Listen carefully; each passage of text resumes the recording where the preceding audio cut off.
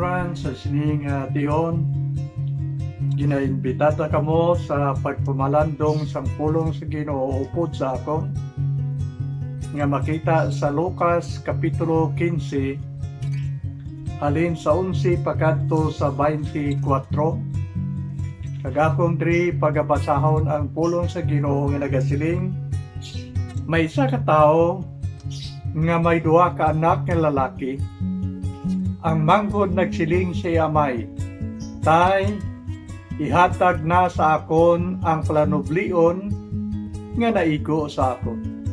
Gani ginpartida sa amay sa duha ka niya ka anak ang iya pagkabutang.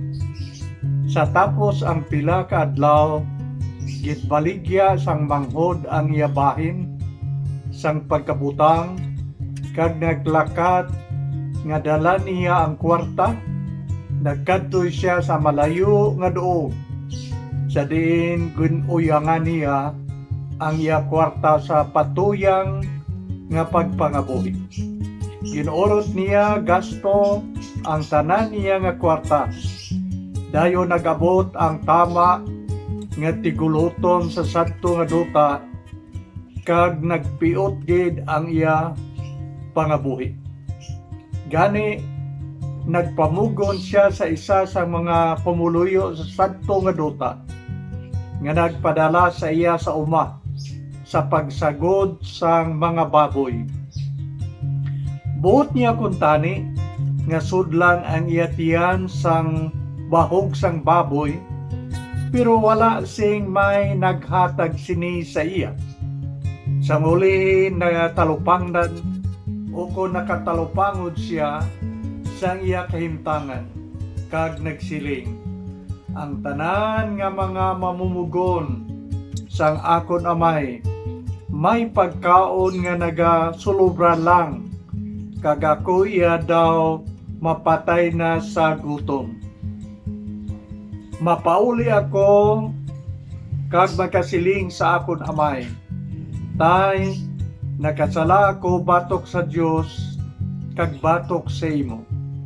Hindi na ako pagtakos nga pagkatawgon pa nga imo anak. Kabiga ako nga isa sang imo mga mamumugon. Gani nagpauloy siya sa iya amay. Malayo pa siya sa iya balay sang makita siya sa iya amay. Ang tagipusoon sa iya amay napun ang gid sing kaluoy. Gani dumalagan siya kag ginakos ang iya anak kag ginalukan.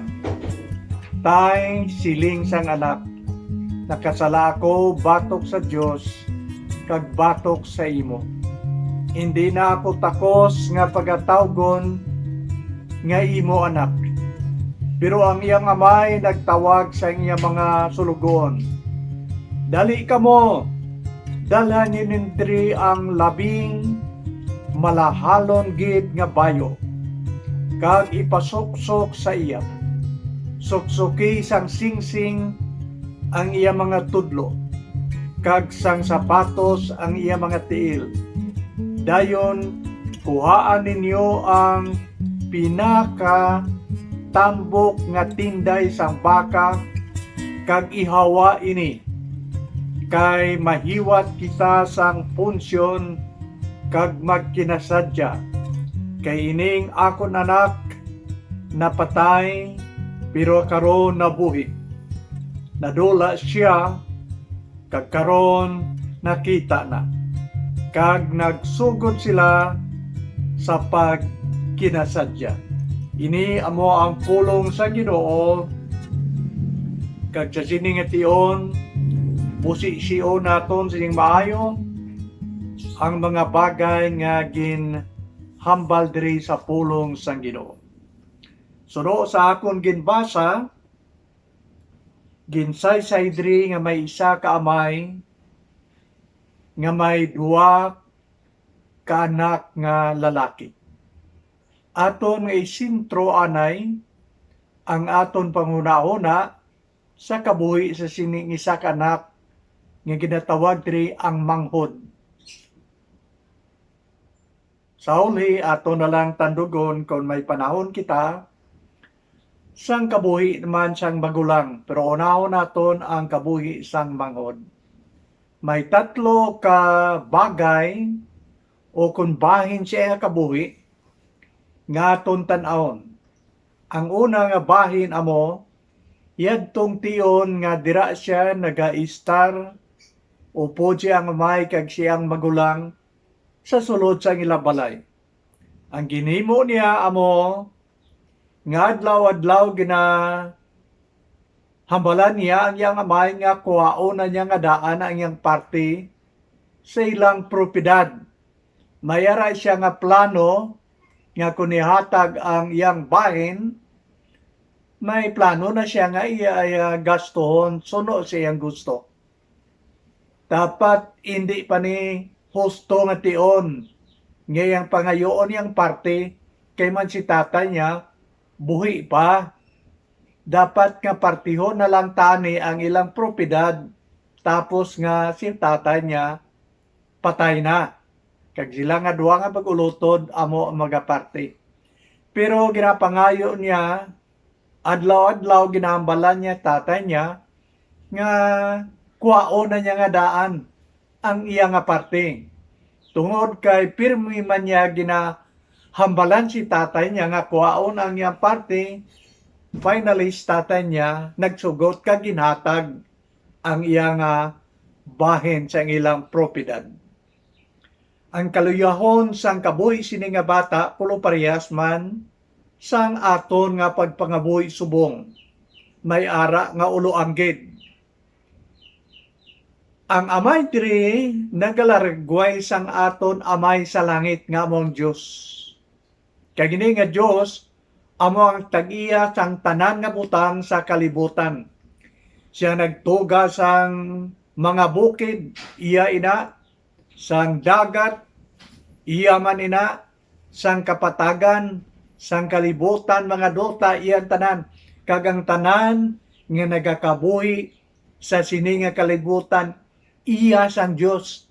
Tama gid siya iya ka manggaranon.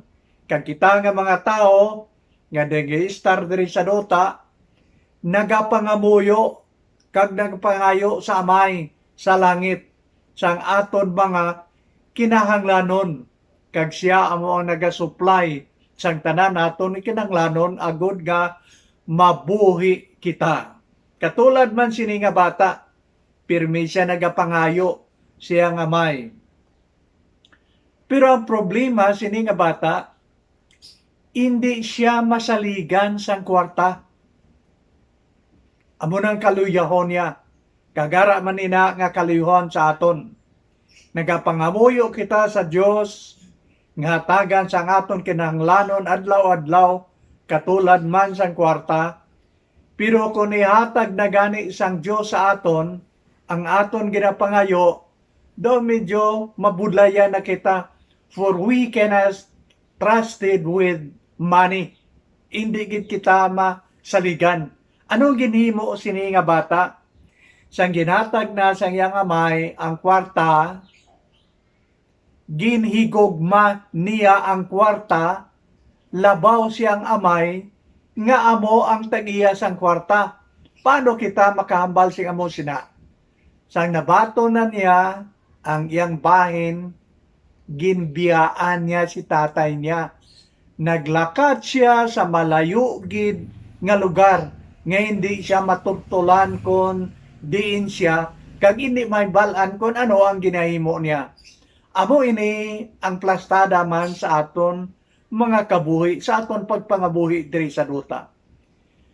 Kon ihatag sang Dios ang aton ginapangayo, ina nga nabato naton nga kwarta ayan manggad, amo ang mangin kabangdanan nga talikdan naton ang Dios, biyaan naton siya, kaya nga aton huna-huna, ara na lang sa manggad nga aton nabaton halin sa Ginoo. Kung sa aton pa, ang aton nga paghigugma nagkambyo na. Ang ginahigugma naton ang manggad nga ginatag sang Dios. Ang Dios nga tag-iya sang manggad ginbiyaan, gintalikdan na naton, kag wala na naton ginahigugma. So naglakat ini nga bata sa malayo nga lugar, kag siling sa Bible amo nga iya gingamit ang iyang kwarta sa patuyang nga paggamit. Tub-tub nga naubos ini nga kwarta.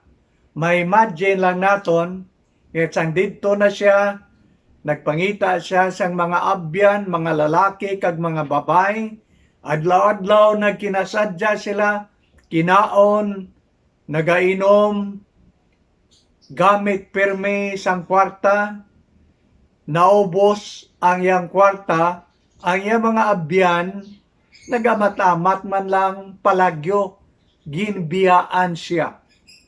So, solito na ako, naginambal na ako, hindi gid siya masaligan sang kwarta. Kag hindi man siya makabalong magamit sang husto. Sang kwarta nga ginhatag, sang yamay sa iya. So, kung ato nini tanawon, ano pamatyag nimo? Masaligan man bala ikaw sa mga pagkabuta nga ginhatag sa Dios sa imo kag sa akon?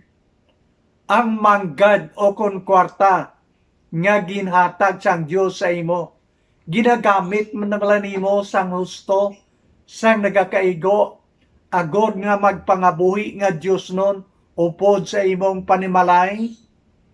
O kon ginagamit nimo ang kwarta, ang manggad sa Ginoo sa patuyang kag halos gani magamit sang nagakaigo nga husto sa imong panimalay?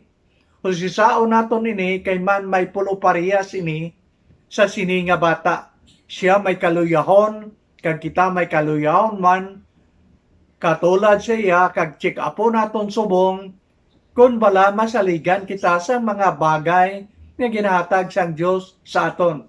Kag kung ginabatyag nimo nga daw hindi, ti panahon ini nga tadlungon naton ang aton kabuhi kag pagpangabuhi, kay man kon hindi husto ang paggamit naton sang manggad o kon pagkabuta nga ginahatag sa aton, din may tion ngayon ang tanan madula halin sa aton kag mangin miserable ang aton nga pagpangabuhi. Sang wala na siya kwarta, nag-abot ang dako nga gutom sa amo nga lugar. Siling sang bala nagkasulatan, nangita siya sang obra. Nag-apply siya bisan ano nang lang obra para nga makakaon siya. Nakakita man siya to trabaho, pero ini nga trabaho nga nakita niya, labing makahululuya, mahuya siya sa gabag obra sini kay mante, way man siya na anariya obra. Kagini nga obra amo ang pamahog sang baboy, ang iya nakita. Tama gini iya kabudlay, kay man una sa tanan, ina nga bata, Hudiyo o kon Israelinhon.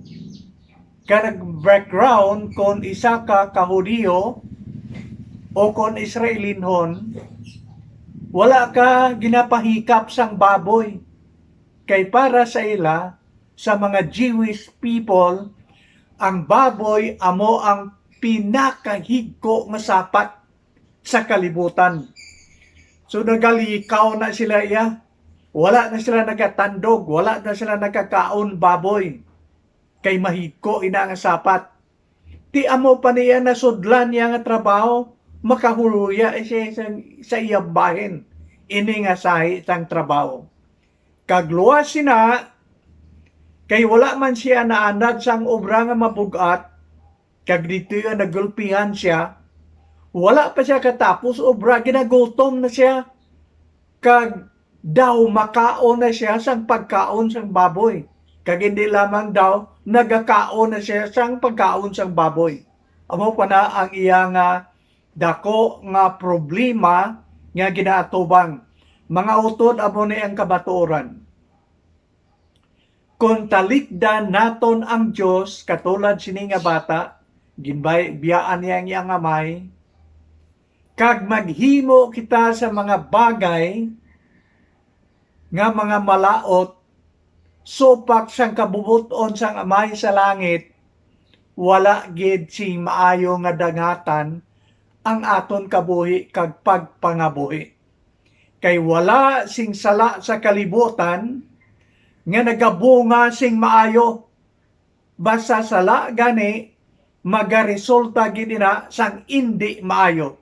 Kaya mo ini ginatudlo sang balaan nga kasulatan sa aton, nagasiling ang Bible, ang bayad sang sala kamatayon. Wala gid sing sala nga nagabunga sing maayo. Amoy na nga daw medyo mapatay na siya dito sang gutom. Kay ginbiyaan niya, gintalikdan niya ang iyang amay, nga nahigugma siya, kag naghimo sa mga bagay, supak sa kabubuton tani sa iyang amay, o kung supak sa kabubuton sang Diyos. Maayo lang, kay siya ikadua nga bahin siyang kabuhi, nga tanaw naman naton kagamuni ang maayo nga bahin, nagpanumbalik ang iyang maayong una-una, nakapamalandong siya. Ano ang natabo? Sang daw mapatay na siya to sa gutom, nadumduma niya si tatay niya.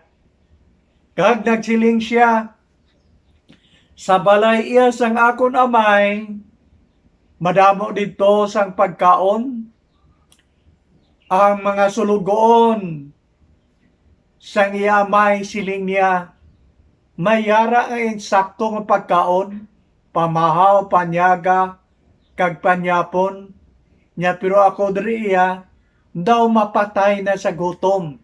Nakapanumbalik ang iyang huna-huna, kag naghimo siya sang husto nga desisyon. Amuni ang maayo nga bahin siyang kabuhi, nga dapat manaton sundon. Anong desisyon niya? Siya mabalik ako sa ako na may magapangayo ako sang patawad. Si ganon akon si tatay, tay, nakasala ako batok sa langit, batok sa Diyos, kag batok man sa imo. Hindi na lang ako pagkabigang anak, kabigan na lang ako nga isa sang imo, mga sulugoon. Ginako niya ang iyang sala, kag nagpangayo siya sing patawad siyang amay. Amuni ang dapat naton nga sundon. Kita may mga kasalanan nga nahimo sa tubangan sa Dios, kag dapat naton na batonon. Hindi na naton pag-ihamblit sa iban. Kag sing ganon, ikaw abi mo, nakasala na lang ko kay ikaw gidiya among kabangdanan sini. Ang bata iya wala na nagambal sini. Way man siya nagsilinga, ano abi ng mga tao de. Ginubos lang kwarta na kon pagkatapos ginbiyaan nila ako. Kundi daw mapatay na ko diya sa gutom. Wala na. Ginako niya iyang sala. Si gano niya iyamay siling niya. Nakasala ako batok sa Diyos sa langit. Kag nakasala man ako batok sa imo. Ginkilala niya, ginbato niya, nga may sala siya, kag nangayo patawad. Kung hindi naton pagbatonon ang aton sala, kag ang iban pa nga tao ang aton basolon, nga silang kabangdanan, nga nakasala kita, hindi masulbar ang aton sala. Ihambala na si Ginoo, kaya ang Diyos nakapaabot sa aton. Kagamuni ang manami, nga bahin siyang kabuhi niya, nakasala siya. No question about that. Pero, ginbaton niya yung sala, kag ginpangayuan niya sang patawad sang Ginoo. So, pagsiling niya mabalik ako, wala na siya nakapugong siya. Balik siya, wala bulubalikid. Ang una-una niya mapuli siya, mabalik siyang balay. Wala na siya nagbalikid to sa likod. Kagamoy ni ang dagway sang ginasiling paghinulsol sang sala. Ang paghinulsol, amo ang pagbiya sang sala nga ato nahimo, kag pagbalik diretso, wala bulubalikid, balik sa Ginoo, kag magpangayo sing patawad sa iya. Sandali na lang siya mag-abot sa ilang balay, nakita siya iyang amay, layo pa. Ang iyang amay nagpanaog dayon sa ilang balay, ginsugat gid siya, ginhakos, kag ginhalukan. Do puwerte pa siguro ang baho niya, no? Dala niya pa to ang baho sang baboy, kay man ang bayo niya, ginagamit niya to obra sa pigiri. Ang sapato siguro may nagapilit pa to nga tais ang baboy, pero ang amay way reklamo. Ang amay naluoy gid, nahigugma gyapon siya ang anak, bisan anong baho ginhakos niya kag ginalukan. Kag nga anak nagsiling, tatay, hindi na lang ko pagkabiga nga imong anak, bisan sulugoon na lang ko. Nakasala ako batok sa imo, kag batok sa Ginoo. Kag ang amay nga nahigugma, naluoy siya iya, ginpatawad siya, kag ang ginhimo sang amay amo ini. Gintawag niya, madamo niya nga sulugoon. Silya, kari ka mo dire. Kuhaan ninyo ang matahong nga bayo, may ginpreparar na gali ang amay nga mga gamit niya kung magbalik siya. Wala ni ginbit-bit sa amay kan sunod-sunod sa iya. Kag nang siling aring bayo de largo, sapato, sing-sing, ihatag ko ni si imo kung mapuli ka. Wala. Ginpaabot lang siya sa amay. Ginpreparar na gadaan ang gamit para sa iya kung mabalik siya. Amo ning nasilinga kahilwayan naton. Gintagaan kita sang Dios sang free will.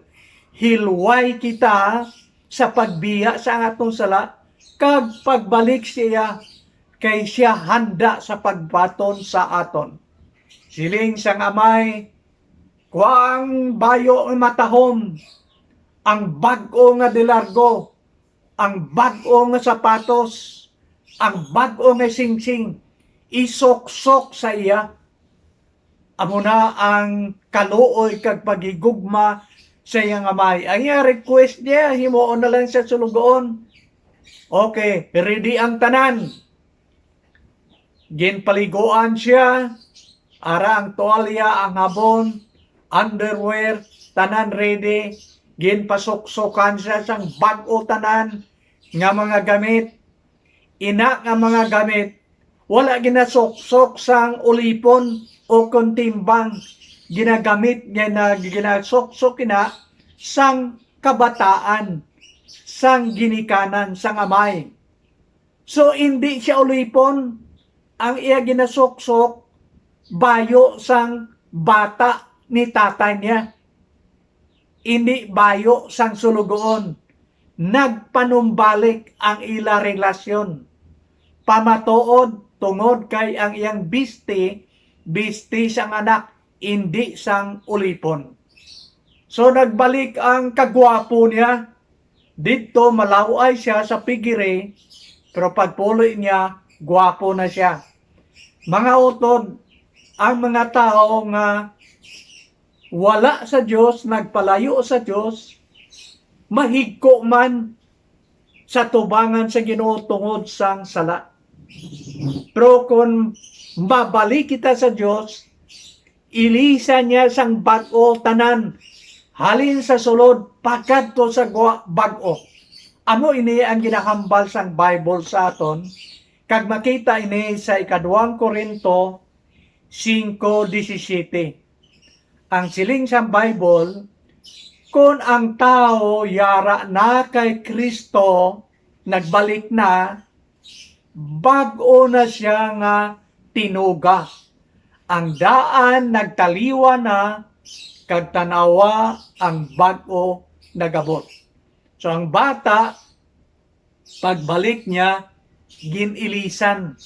Halin sa sulod, pagkadto sa guwa, puro bag-o, Kung hatagan naton ini sang espirituhano na kahulugan sa aton kabuhi mismo, magbag-o lamang ang aton kabuhi kung nagbalik na kita sa Diyos, kung yara na kita kay Kristo.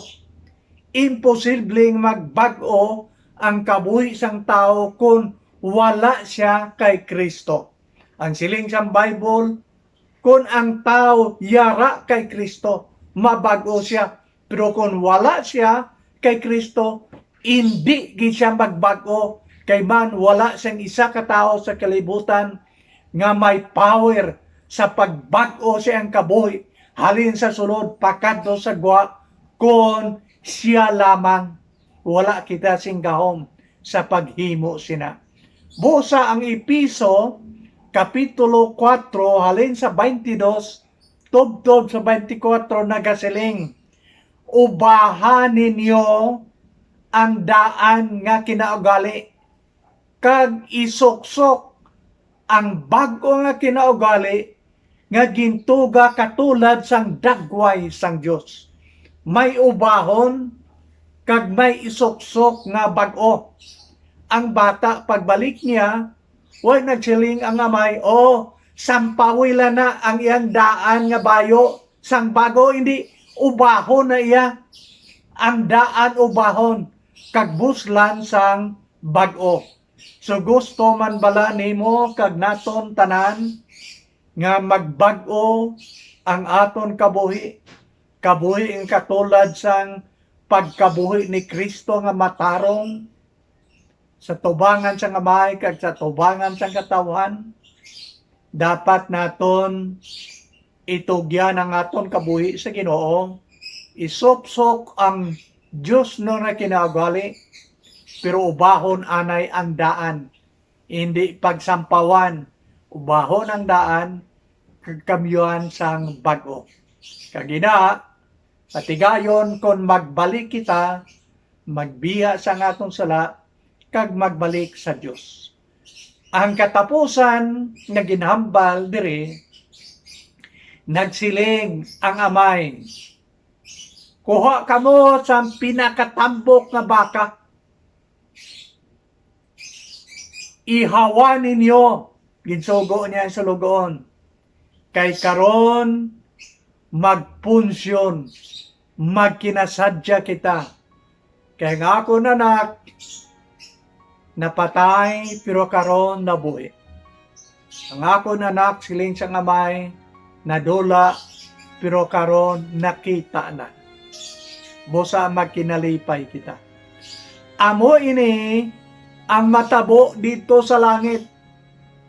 Kung may isa ka tao nga magbiya siyang sala, kag magbalik sa Dios, kag magkabuhi sing bag-o nga kabuhi, Diyos no nga kabuhi, may dako nga punsyon dito sa langit.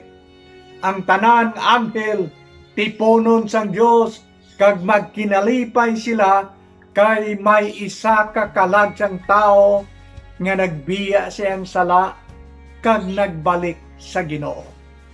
Dako nga punsyon ang ginhiwat dito. So, ang aton himuon sa aton kabuhi subong, talupando naton nga kita may kaluyaon man, may makalapasan nga nahimo sa tubangan sa Ginoo, mabalik kita sa Dios, kag singganon naton ang Ginoo, Ginoo, nakasala ako batok sa imo, nagtalikod ako, nagahimo sa mga bagay nga hindi ayon sa imong kabubuton, pero karon, O Dios, ihambal sa iya, buligi ako, magakabuhi ako sang bag-o, sugod kurong, kag magaalagad tira sa imo. Sa imong paghambal sina, may dako nga kalipay, punsyon dito sa langit, upod sa tanan nga mga anghel sa Ginoo. Kay imo ginhimo ang husto nga desisyon sa imong kabuhi sa tubangan sa Ginoo. Padamo gid nga salamat, kigliwat, Kabay nga ang Dios magapadayon sa paghimo, pagbag-o sang aton mga kabuhi. Agod nga magmalipayon kita sa pagsunod kag pag-alaga dira sa Dios. Amen.